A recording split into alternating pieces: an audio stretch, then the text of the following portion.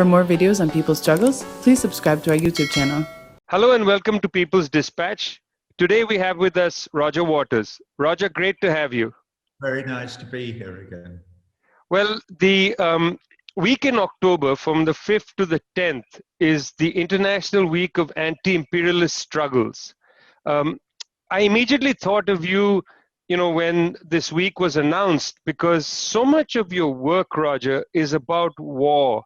And with great feeling, you've written about war and its, impact on the world.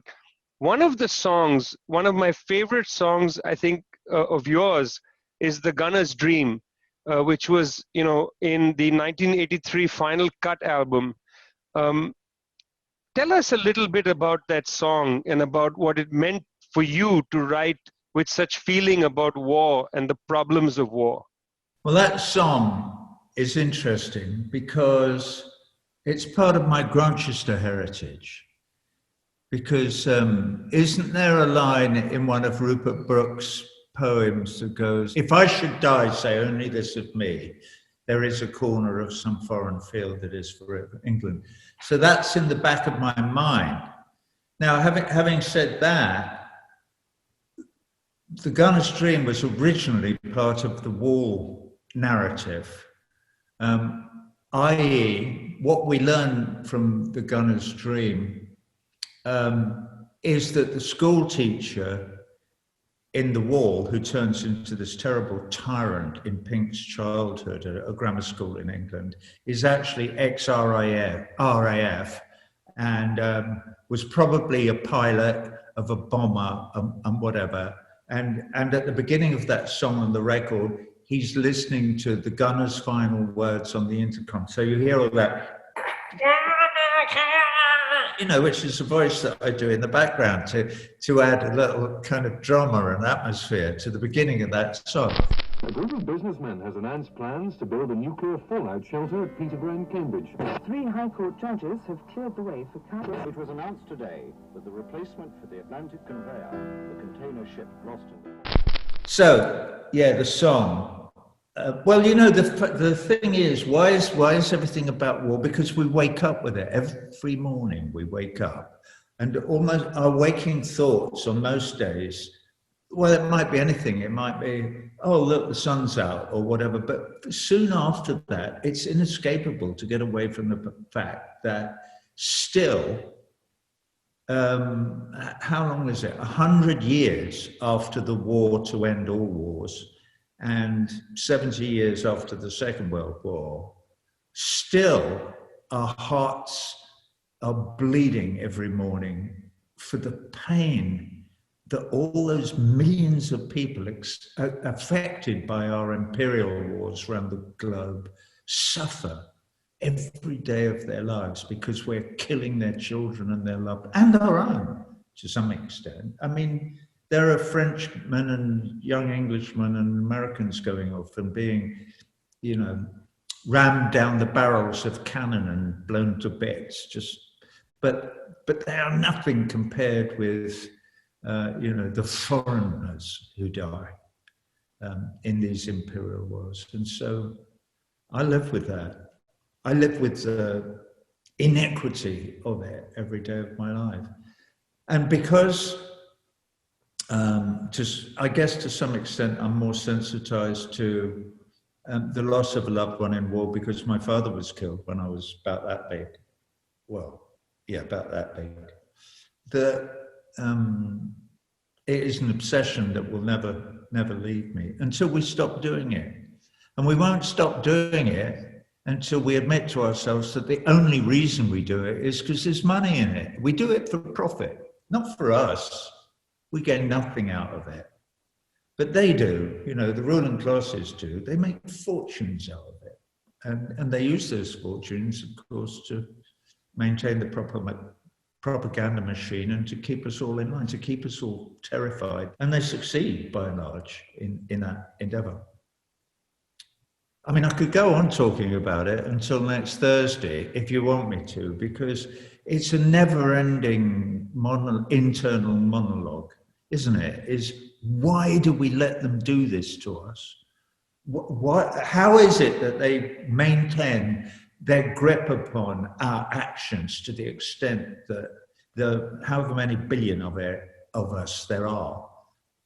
Because I'm irritated by it and angry about it, but most of us because we're fucking starving and incredibly poor and really have no power at all. We're completely held under the thumb. The working class all over the world is held like that in a kind of like grip and never allowed, so that we don't rise up and go, no, are you kidding? Why should I work for 50 cents an hour making bloody gym shoes for people in America? Why? What? It doesn't make any sense. What's so completely elegant about the song is, it's called A Gunner's Dream, and it's from the standpoint of the gunner. But then there's a couple of lines that I just want to repeat, because I want us to think about the enormity of how simple the dream is. And he says, and hold on to the dream, a place to stay, enough to eat. Somewhere old heroes shuffle safely down the street, where we can speak out loud about our doubts and fears. And what's more, no one ever disappears. You never hear their standard issue kicking in the door, where you can relax on both sides of the tracks and maniacs don't blow holes in bandsmen by remote control. And everyone has recourse to the law and no one kills the children anymore. A place to stay, enough to eat. Somewhere old heroes shuffle safely down the street, where you can speak out loud about your doubts and fears. And what's more, no one ever disappears. You never hear their standard issue kicking in your door. You can relax on both sides of the tracks, and maniacs don't blow holes in bandsmen by remote control. And everyone has recourse to the law, and no one kills the children anymore. No one kills the children anymore. Just in case you thought I might have forgotten a single word of it. No, I know you haven't forgotten a single word of it, but the issue is there is such simplicity in the dream. And I wanted you to reflect a little bit about that, because, I'd like to come to the idea about, we can speak out loud about our doubts and fears, because God, you wrote that in 1983 as the dream of the gunner. How far we are now in 2020. Julian Assange is in Belmarsh prison. You participated in the Belmarsh tribunal. Seriously, is that not our dream still, so that we can speak out loud about our doubts and fears? 1983, you released that song. 2020, it's as pressing an issue. 1983, you released the song where you say, we want a place to stay, enough to eat. In 2020, half the human population is starving. Yeah. I mean, there is something simple and enduring about this message. Well, there is. And there's something simple and enduring about the dates. If you think it's only one more year to go after I wrote it to get to 1984, which fits very neatly, and there's no paradox with 1948, which is not only when George Orwell wrote 1984 in 1948, but it's also when we unanimously signed the Universal Declaration of Human Rights in Paris. And actually, the gunner's dream is only that. It's just the 30 articles of the Universal Declaration of Human Rights. It's what I'd say again and again and again and again. If we could somehow enforce that Universal Declaration, almost all our problems would disappear overnight, literally gone. Because enshrined in that document is a methodology and a set of rules to contain that methodology for human life to be bearable. or even enjoyable for everyone. It's all there, but we don't. We go, oh Christ, we don't want any of that. How can we make money if we give people rights? We can't. No, we have rights, but they can't. The idea that it's universal is completely, it's a non-negotiable no-go area for the oligarchs, is that. So no wonder the gunner is still dreaming about it. Floating down through the clouds, memories come rushing up to me now. In the corner of some foreign field, I had a dream. I like that. I like the image, the idea that he doesn't know he's going to die because he's floating. So, but he is. But he's got some intimation of his mortality because the gunner, refers to Rupert Brooke's poem by talking about the corner of some foreign field. In the corner of some foreign field, the gunner sleeps tonight. What's done is done. We cannot just write off his final scene, take heed of the dream. Well, that's sort of what I do with every waking moment that I'm not cuddling the dog or my missus. I'm thinking about the gunner's dream. And, you know, when you walk down the street and you pass the homeless person, it's the gunner's dream and it's always there. It's never left us because we're not allowed to turn the gunner's dream into reality because we don't have enough power to do that. And so all of this, all the work that you do with Tricontinental Institute and organizing people all around the world and also, you know, distributing articles through Globetrotter and stuff like that is all about trying to wrest power from the oligarchs and make people think. I mean, I think I may have sent you the ballroom. I'm not sure if I did, but I remonstrate in the very last song that I wrote, which was like 3 weeks ago. It's about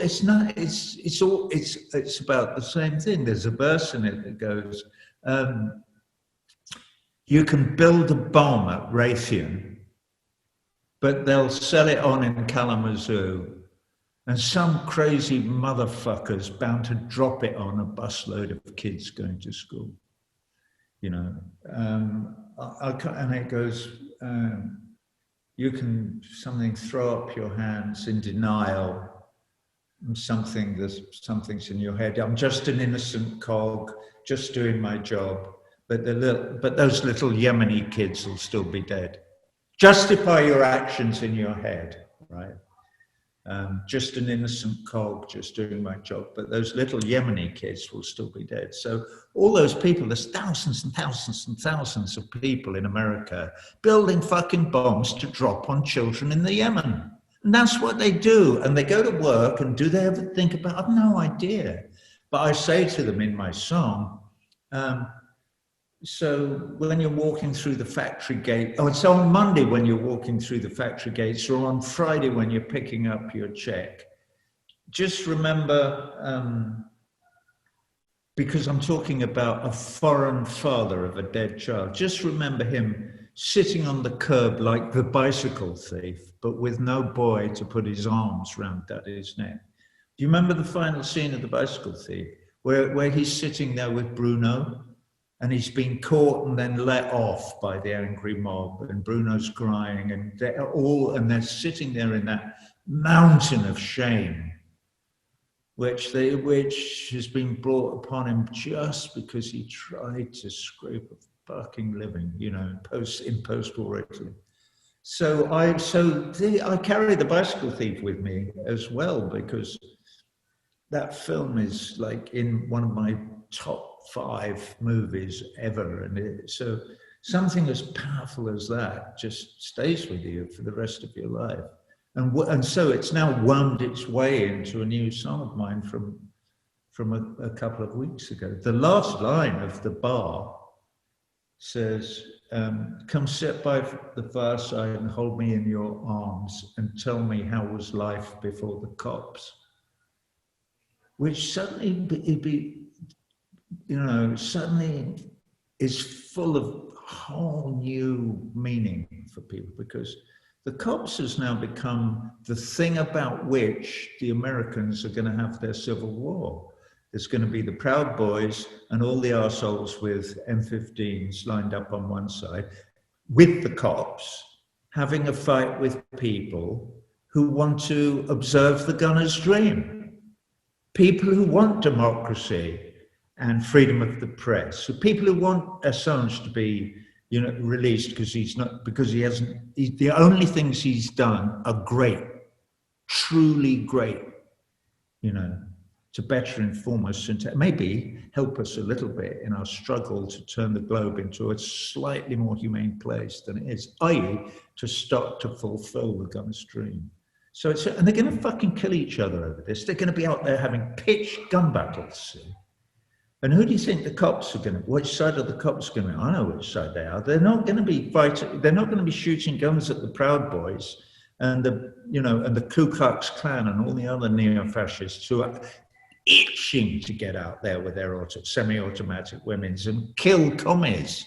That's what they want to do. Or kill anybody, and kill blacks, and kill immigrants, and kill Muslims, and just kill anybody, just to make themselves feel less inadequate than they feel deeply and desperately inadequate.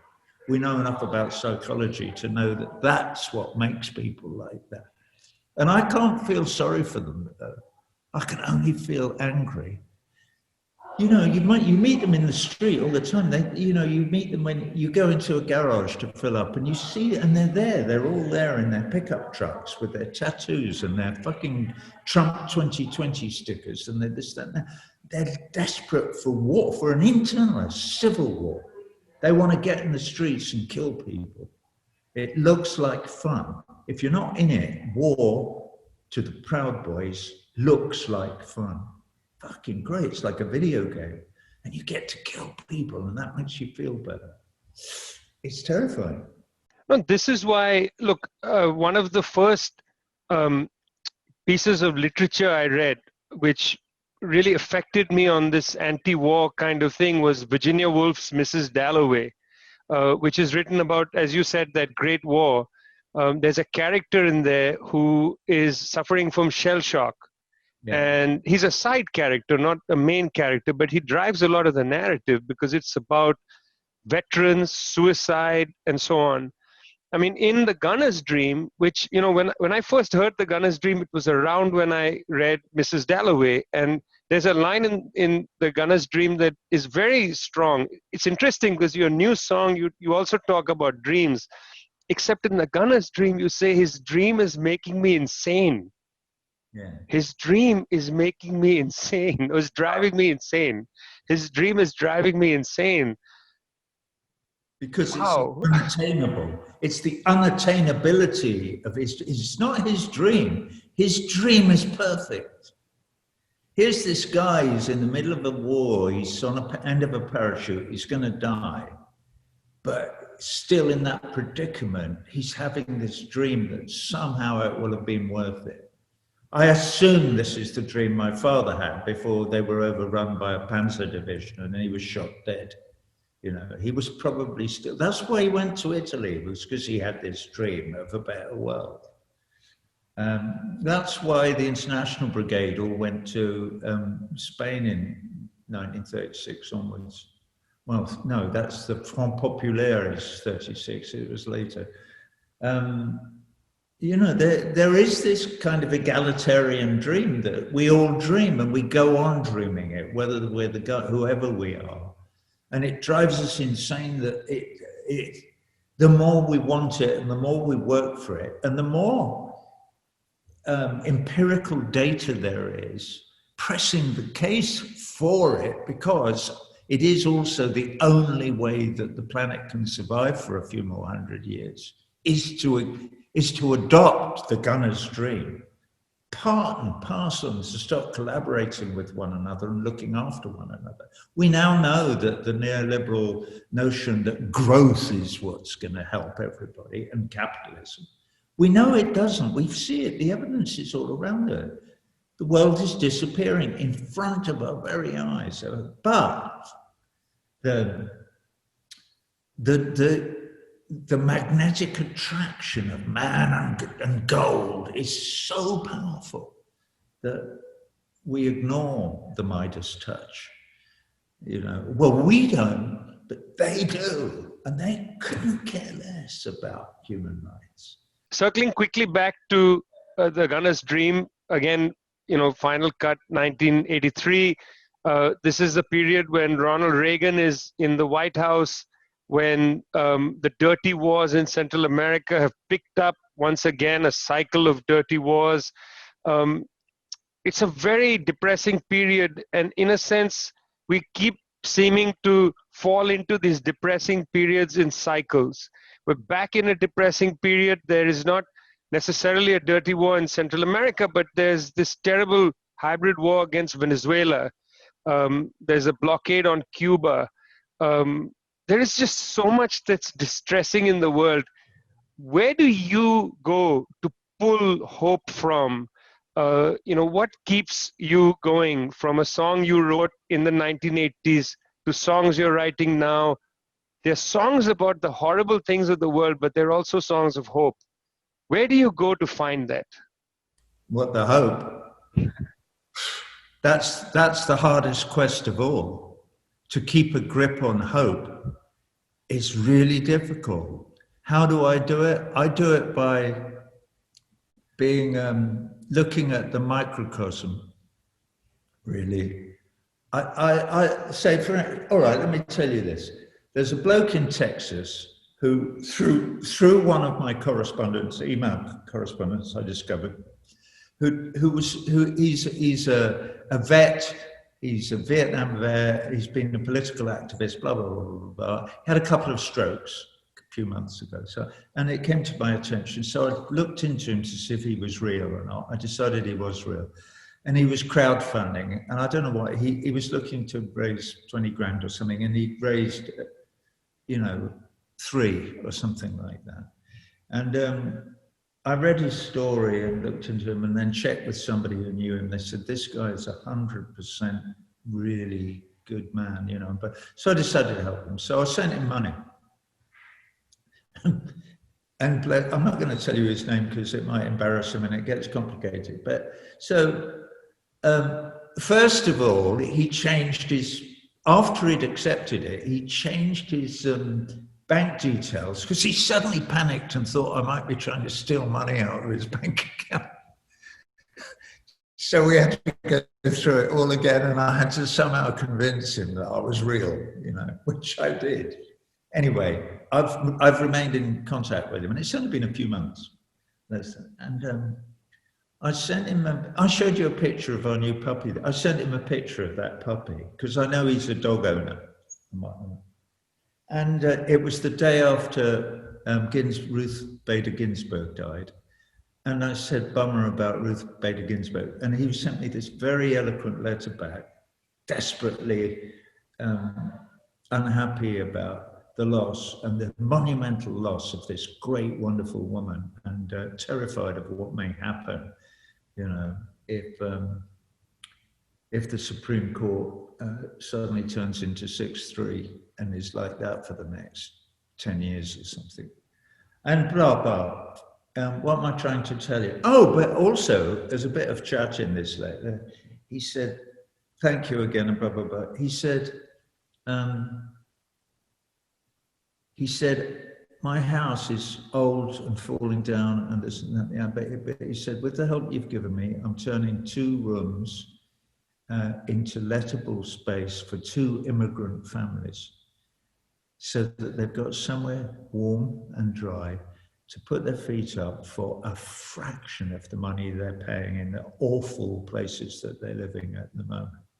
So he says, that's part of what I have here. So he says, so we're turning now into a sanctuary. He said, so I'll have 2 immigrant families, and also I've been providing shelter for women who've been raped in the army by good old US soldier boys, and who are getting none of the help and support they need from the VA and so on. So here's this guy, he's had 2 little strokes, and he's still bursting and bubbling with love for his fellow human beings. Well, that's where you find your hope, is in little small personal stories about people who demonstrate that the gunner's dream lives on. And it would only have to be happening between one dreamer who's also an activist and who acts upon the gunner's dream, and somebody who needs it, because it's the relationship between the helper, giver, whatever, and the person, and the person in need, in this case, immigrants with nowhere to live or whatever. It's that symbiotic relationship that it becomes a furnace of joy for everyone in it. And that is where hope springs. You know, I feel quite emotional even talking about it. All you need is that one little thing, and you go, you know what? This is worth it. You have to keep fighting.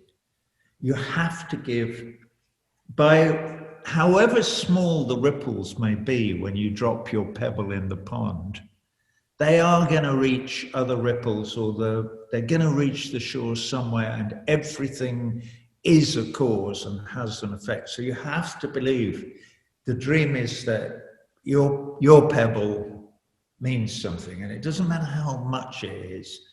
What matters is that it's a pebble of love. That's all that's important. And when you get an echo that comes back out of the darkness, you know, a ripple, you feel that tiny ripple from another pebble of love, and you go, this is worth it. This is worth every ounce of energy that you put into it. Not least because if you're the two-stroke guy and you're helping, you're almost certainly getting more out of it than the people who are so grateful to you for giving them a roof over their heads. Because that is the nature of the collective. That is the nature of community. That is the nature of loving one another and trying to help one another. So that's where hope is. That's beautiful. Roger Waters, thanks a lot. Not at all.